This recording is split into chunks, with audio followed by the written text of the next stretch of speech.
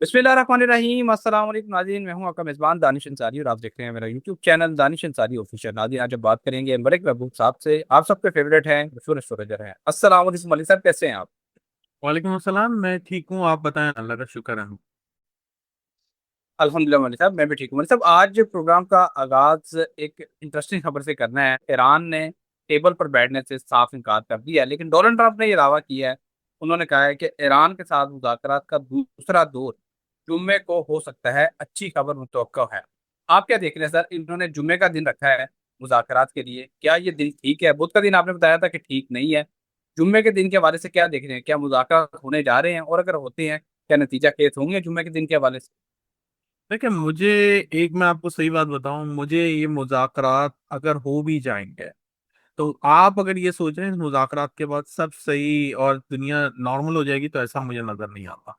ये साफ साफ सी बात है। हालात आगे बेहतर होने के चांसेस जरूर हैं, लेकिन ये मुज़ाकरात से दुनिया पीस में आ जाए ऐसा नजर नहीं आता। और मुज़ाकरात स्पेशली 25 से 5 मई के दरमियान होने के बहुत ज्यादा चांसेस हैं। ये मुज़ाकरात भी क्या मे भी पॉसिबल ये मुज़ाकरात के टेबल पे नहीं है। ये जो टेम्परेरी सीज फायर है ये भी चलती रहा। लेकिन अब जो जंग जंग चल रही थी इतनी ज्यादा, उसमें शिद्दत में बहुत हद तक कमी आ जाएगी। और अगर आप यूं बोलें कि इस इतनी ज्यादा बेहतरी आएगी कि जिस तरह पिछले साल एक सीजन शुरू हुआ था जंगों का, उसके बाद एक ब्रेक आ गया, उस तरह का ब्रेक मैं मुतवक्के करता हूँ। क्योंकि अब जो है प्लैनेट जो है अब कुदरती आफात की तरफ ज्यादा बढ़ रहे हैं, तो मामलात जो हैं बेहतर होंगे जंग के हिसाब से, लेकिन कुदरती आफात बढ़ती जाएंगे। Okay sir. सर, अभी आपने कुदरती आफात का जिक्र किया और 2025 के आखिर में भी आप कुदरती आफात का अक्सर जिक्र किया करते थे। आप क्या देख रहे हैं? ये कुदरती आफात किन इलाकों में आ सकती हैं? कौन से इलाके जो हैं वो इस हवाले से आप देख रहे हैं? खासतौर पे अभी हमने जापान में देखा कि 7.4 मैग्नीट्यूड का दलदला आया। इसके अलावा मजीद कौन से ऐसे इलाके हैं जहाँ के लोगों को आप अलर्ट करेंगे कि यहाँ के लोग एहतियात करें? देखिए, इसमें नॉर्मली नॉर्थ वाली साइड, ईस्ट वाली साइड ये ज्यादा डिस्टर्ब होगी। इनफैक्ट पूरी दुनिया में ये जगहें बहुत ज्यादा डिस्टर्ब होगी। तो पूरी दुनिया ये कुदरती आफात के लपेटों में नजर आती है। अल्लाह ना करे ऐसा हो, लेकिन कुछ ना कुछ पूरी दुनिया में चलेगा। तो ये मामलात आपको पूरे हमारे यूं समझे समर के सीजन में ये मामलात बहुत ज्यादा बिगड़ते हुए दिखेंगे।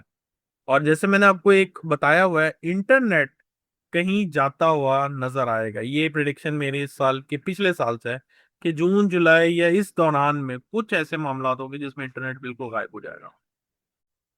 Okay sir. अच्छा सर, डोनाल्ड ट्रंप की तरफ से एक ट्वीट किया गया जिसमें ये बताया गया है कि उन्होंने आपने हुर्मुज़ से गुजरने वाला चीन का एक बैरी जहाज पकड़ लिया है, जिसमें कुछ हथियार थे जो कि चीन ईरान को एक्सपोर्ट कर रहा था। उन्होंने कहा है कि हमने इसको पकड़ लिया और हमने चीन को ऑलरेडी कहा था कि अगर हमने आपकी ऐसी कोई शरारत पकड़ ली तो आपको हम सबक सिखाएंगे। क्या डोनाल्ड ट्रंप चीन के साथ कोई चीज कर सकते हैं? कोई अटैक, कोई उन पर माशी पाबंदी, कोई ऐसी चीज दिखाई देती है कि चीन के साथ कोई नया तनाजा खुल जाए?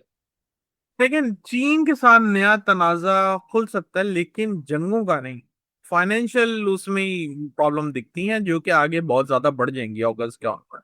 तो फाइनेंशियल क्राइसिस जो है आपको दुनिया में नजर आने वाले हैं। यूं समझें कि अगस्त सितंबर के बाद पूरी दुनिया इसके लपेटे में आएगी। तो मुझे नहीं लगता कि वो कोई नया तनाजा डायरेक्ट कन्फ्रंटेशन ऐसी कोई चीज नजर नहीं आती। अलबत्ता चीन जो है ताइवान के साथ जरूर नजर आता है। Okay sir. सर, 2026 में चीन क्या ताइवान पे कोई अटैक कर सकता है? ऐसी कुछ चीज दिखाई देती है आपको? जी बिल्कुल, यही मैंने आपको कहा है कि चीन जो है ऐसा लगता है कि वो आपको एक सरप्राइज दे ताइवान की शक्ल में, कि ताइवान पे जब वो अटैक करेंगे तो ऐसे मामलात बिगड़ते हुए आपको नजर आएंगे। Okay sir. अच्छा सर, ईरान जो है वो डोनाल्ड ट्रंप की चीजों को, बातों को जो है सीरियस नहीं ले रहा, हम देख रहे हैं। और ईरान क्यों नहीं ले रहा? क्योंकि डोनाल्ड ट्रंप एक बात करते हैं और फिर उससे मुकर जाते हैं। अब डोनाल्ड ट्रंप ने कहा है कि जंग बंदी हम कर रहे हैं, और ईरान की तरफ से बयान आया है कि डोनाल्ड ट्रंप की जंग बंदी के हवाले से बयान की कोई वैल्यू, कोई वक़्त नहीं है। आप क्या देखते हैं? जब तक डोनाल्ड ट्रंप इस मुल्क के प्रेसिडेंट है, अमेरिका के सुपर पावर के प्रेसिडेंट हैं, क्या कोई मुज़ाकरात वाकई नतीजा केस हो सकते हैं, या फिर इसी तरह मामला चलता रहेगा और सालों साल बस मुज़ाकरात ही चलते रहेंगे, जंगबंदी नहीं होगी? क्या देखते हैं इस हवाले से? देखिए, आप मुझे नहीं पता आप किस सेंस में बोल रहे हैं। आप जो है प्रैक्टिकल वे में बोल रहे हैं, मैं आपको एस्ट्रोलॉजिकल वे में बता रहा हूँ। ग्राउंड रियलिटी ऐसे ही है कि वो ये गेम ऐसे ही चलती रहेगी, इसमें कोई नतीजा नजर नहीं आ रहा, अलबत्ता जंग भी नहीं नजर आ रही, ये सीज फायर ऐसे ही कंटिन्यू नजर आ रहा है। फॉर इंस्टेंस चले, ये जंग बंदी हो गई, मुज़ाकरात हो गए, लेकिन वो मुज़ाकरात फिर यूं नहीं लगता कि वो कायम रहे, वो मुज़ाकरात टूट जाएंगे। कोई ना कोई ऐसा मामला होगा आपको आफ्टर, मतलब कि 4-5 महीने के बाद के मामलात, आप ये दोनों फिर आमने सामने आ गए। तो ऐसे इश्यूज नजर आते हैं मुझे अभी। Okay sir. अच्छा सर, एक इम्पोर्टेंट खबर यह है कि अमेरिकी दफाई बजट यानी कि डिफेंस बजट में 42% इजाफा किया जा रहा है, जो कि तारीख का सबसे बड़ा बजट होगा। और अमेरिका का जो ये बजट है, ये 418 खरब 27 अरब रुपए का बजट हो जाएगा। सर, अमेरिका अपने बजट में कभी लाने के बजाय डिफेंस बजट में इसको बढ़ा रहा है। इसका मतलब अमेरिका आइंदा आने वाले दिनों में मजीद बड़ी जंगों की तैयारी कर रहा है। क्या 2026 के बाद भी हमें जंगें ही दिखाई देंगी? 2026 में भी, 2027 में भी, 28 में भी इस सिलसिला क्या ऐसे ही चलता रहेगा? दानिश साहब, 2030 तक, आखिर तक 2030 के आखिर तक दुनिया में अमन नजर नहीं आता। और अगर आप ये बोलते हैं कि दुनिया बेहतर कब होगी, तो 2033 में। अब ये जो जंगों का सीजन है ना, ये अब न्यू नॉर्मल बन गया है। अब हमें इतना फर्क नहीं पड़ता।